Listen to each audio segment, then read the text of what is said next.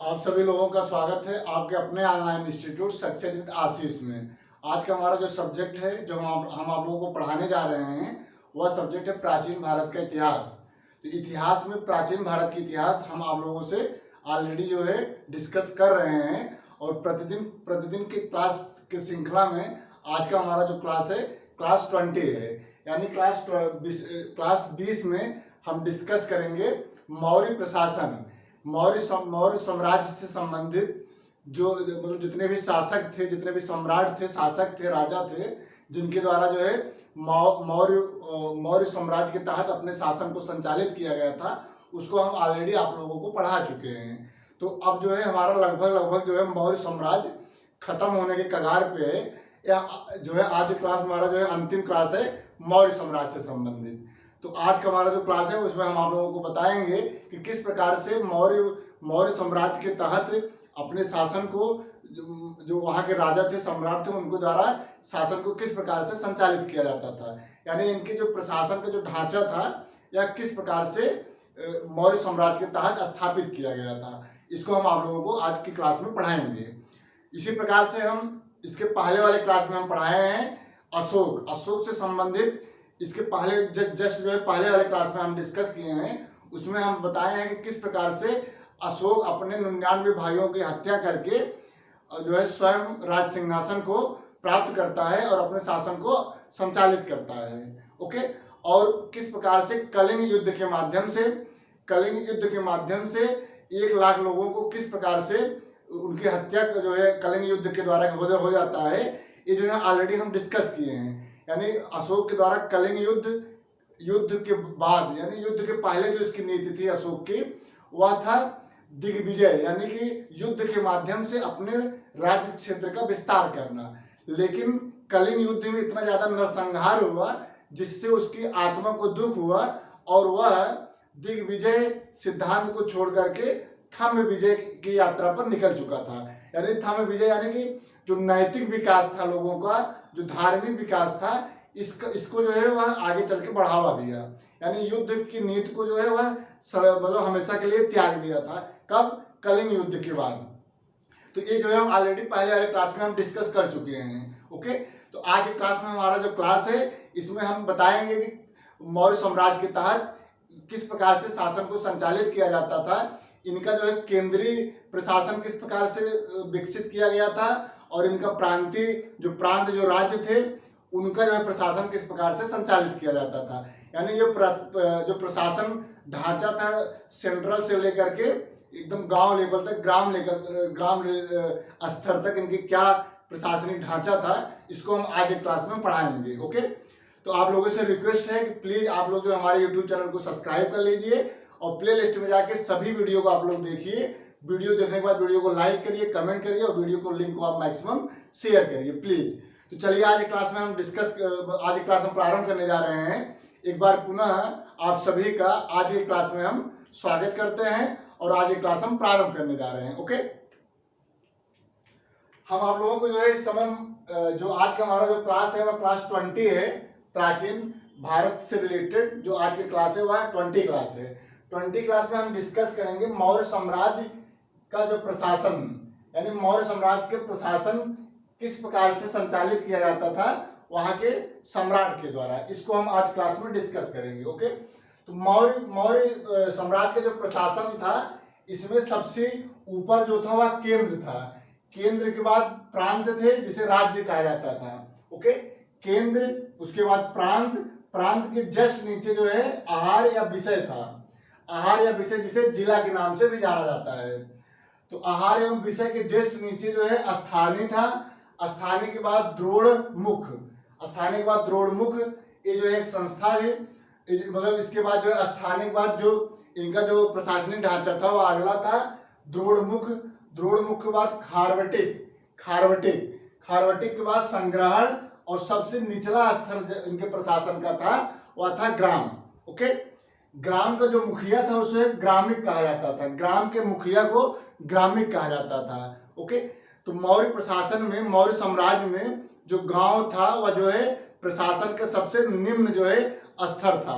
यानी निम्न जो स्तर था वह ग्राम था। ग्राम के मुखिया को ग्रामिक कहा जाता था। ग्राम के जनता के द्वारा ग्रामिक का चुनाव किया जाता था। ओके, तो ग्राम के प्रधान को ग्रामिक के नाम से जाना जाता था और जो ग्राम के जो प्रधान थे उनका चुनाव जनता के माध्यम से किया जाता था। इसी प्रकार से 100 गांव मिलकर के संग्रहण का निर्माण करते थे। 100 गांव मिलकर के संग्रहण का निर्माण करते थे। इसी प्रकार से 200 संग्रहण मिलकर के खारवटे का निर्माण करते थे और 400 गांव मिलकर के जो है द्रोणमुख का निर्माण करते थे। 400 गांव मिलकर के द्रोणमुख का निर्माण करते थे और 800 गांव मिलकर के स्थानीय नामक संस्था का निर्माण करते थे। ओके, तो जो केंद्र का जो मुखिया होता था वह सम्राट होता था, राजा। जो केंद्र का जो मुखिया था वह सम्राट होता था, लेकिन सम्राट जो राजा था वह जो केंद्र बिंदु सेंट्रल गवर्नमेंट का तो था, केंद्रीय सरकार का जो मुखिया था वह राजा होता था। लेकिन राजा जो है मौर्य साम्राज्य में निरंकुश नहीं होता था, वह अपने से नीचे अधिकारियों और मंत्रियों के अनुसार ही कार्य करता था। ओके, तो केंद्र के बाद फिर प्रांत के बाद फिर आहार एवं विषय, इसे जिला कहा जाता था। तो जो आहार और विषय था, आहार या विषय, उसका जो अधिकारी था वह विषय पद था। विषय पद नामक अधिकारी के द्वारा आहार एवं विषय पर शासन को स्थापित किया गया था। ओके, इसी प्रकार से जो स्थानीय था, यहाँ के जो अधिकारी थे वह स्थानिक नामक अधिकारी के द्वारा स्थानीय संस्था पर अपने शासन को संचालित किया जाता था। ओके, तो ये जो है मौर्य साम्राज्य का प्रशासनिक जो ढांचा था यही था। ओके, ग्राम मिलकर के संग्रहण का निर्माण करते हैं और 100 गांव मिलकर के खारवटी का निर्माण करते हैं और 200 गांव मिलकर के खारवटी का निर्माण करते हैं। जो 400 गांव था उसको द्रोणमुख कहा जाता था, जो 800 गांव थे उसे स्थानीय कहा जाता था और जो आहार एवं विषय था इसे जिला के नाम से जाना जाता था। इसी प्रकार से प्रांत थे और केंद्र थे। मौर्य साम्राज्य में 4 प्रांत का उल्लेख हुआ है। मौर्य साम्राज्य में 4 प्रांत का उल्लेख मिलता है, लेकिन जो अशोक था उसके समय में कुल मिला के 5 प्रांत के बारे में जो है इसकी जानकारी ग्रंथों में मिलता है। ओके, चलिए आप लोग जो है समझ में आ गया होगा कि मौर्य साम्राज्य का प्रशासन किस ढांचा, किस स्वरूप पर, मतलब किस स्वरूप पे जो है इसका विकास हुआ था और किस प्रकार से इनका जो है ढांचों का विकास किया गया था। अब चलिए इसको जो है कुछ इसके बारे में आप लोगों को थ्योरी हम बता दे रहे हैं। जो फैक्ट है एग्जाम में जो पूछे जा सकते हैं उसको हम आप लोगों से डिस्कस करने चल रहे हैं। ओके, कौटिल्य ने राज्य के सप्तांग सिद्धांत दिया था। कौटिल्य के द्वारा सप्तांग सिद्धांत जो है का उल्लेख कौटिल्य अपने अर्थशास्त्र में किए हैं।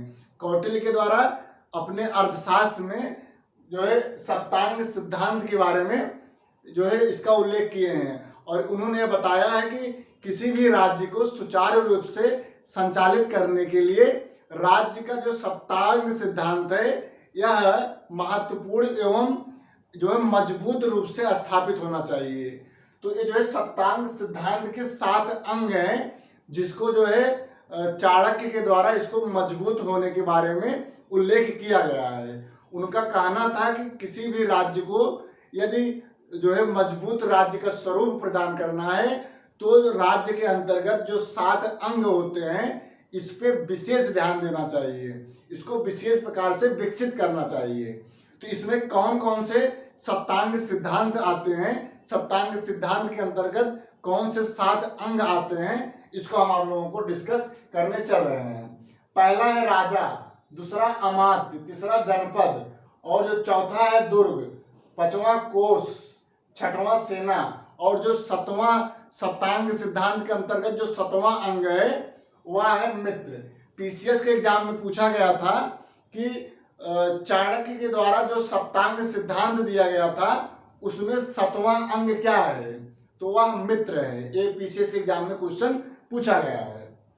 तो राजा, अमात्य, जनपद, दुर्ग, कोष, सेना और मित्र, ये जो है 7 अंग होते हैं, 7 अंग हैं जिसके माध्यम से किसी भी राज्य, किसी भी साम्राज्य को जो है अच्छे ढंग से संचालित किया जा सकता है। और वह एक राज्य, एक समृद्ध राज्य के रूप में जाना जाता है। ओके, उपदा परीक्षण के द्वारा अधिकारियों की नियुक्ति की जाती थी।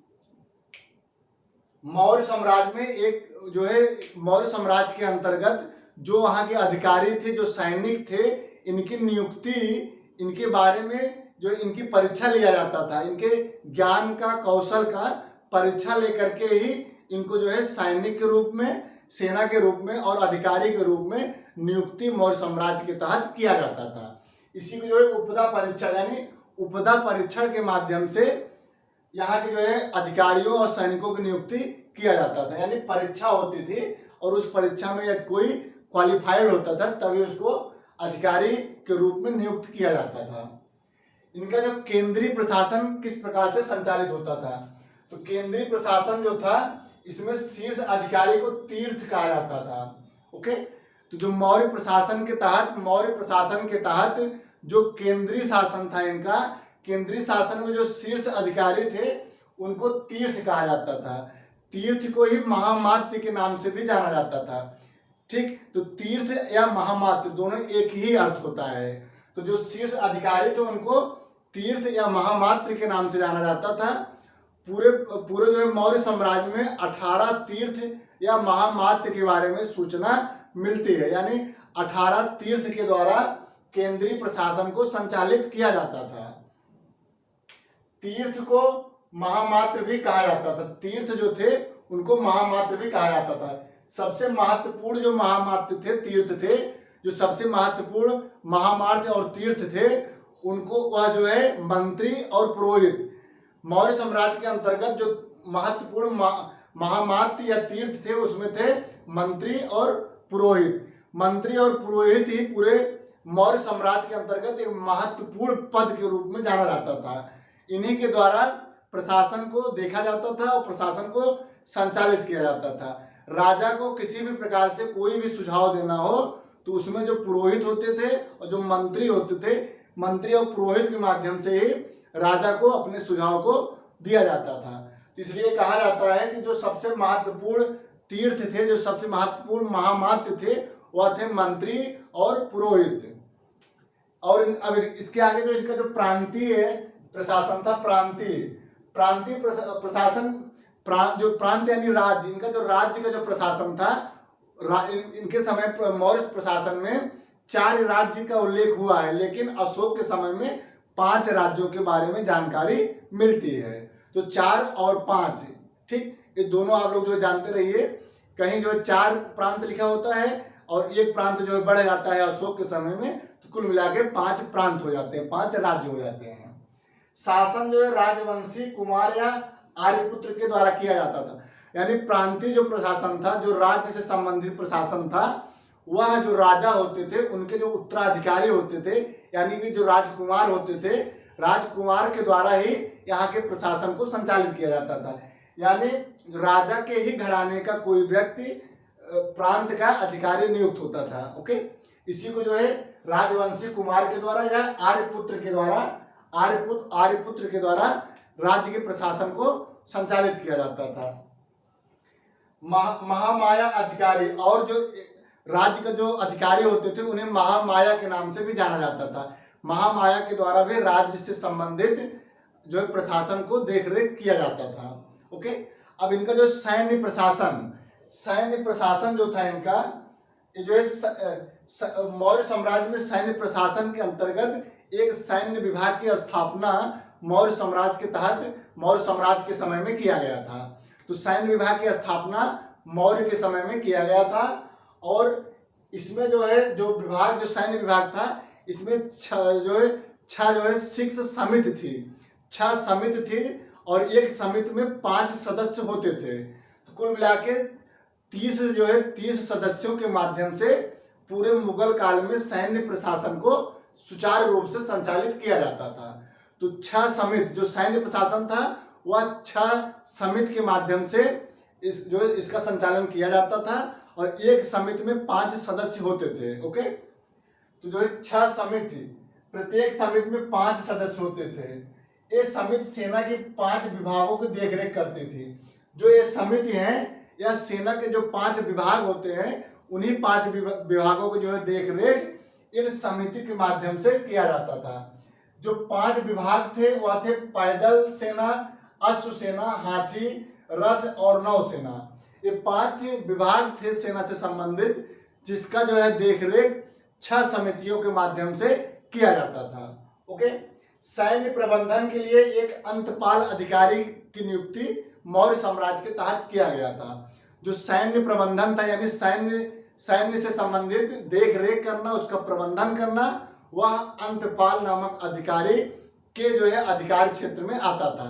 यानी अंतपाल जो है एक मुख्य अधिकारी होते थे जो सैन्य से संबंधित प्रबंधन का कार्य करते थे। ओके, तो आज की क्लास में हम आप लोगों से डिस्कस किए हैं मौर्य प्रशासन, मौर्य साम्राज्य के तहत किस प्रकार से पूरे जो शासन को संचालित किया गया था और इनका जो प्रशासन और शासन का जो ढांचा था किस प्रकार से विकसित किया गया था, और इनका जो केंद्रीय शासन था और जो प्रांतीय शासन था और जो सैन्य व्यवस्था थे किस प्रकार से स्थापित हुआ था, इसको हम आज की क्लास में आप लोगों को पढ़ाए हैं। अब हमारा जो अगला क्लास होगा एक नया टॉपिक होगा प्राचीन भारत के इतिहास से रिलेटेड। ओके, इसके बाद जो अगला वंश जो है स्थापित होता है वह शुंग वंश के द्वारा, शुंग वंश की स्थापना होता है। अब इसके बाद जो शुंग वंश यानी पुष्यमित्र शुंग के द्वारा शुंग वंश की स्थापना किया जाता है। तो अगले क्लास में हम शुंग वंश से रिलेटेड आप लोगों को हम पढ़ाएंगे। आज की क्लास में इतना ही। प्लीज आप लोग जो है हमारे यूट्यूब चैनल को सब्सक्राइब कर लीजिए और प्ले लिस्ट में जाकर सभी वीडियो को आप लोग देखिए। वीडियो को देख करके वीडियो को लाइक करिए, वीडियो को शेयर करिए प्लीज। तो आज क्लास में इतना है। आप लोगों को हमारी वीडियो देखने के लिए बहुत बहुत धन्यवाद। Thank you so much.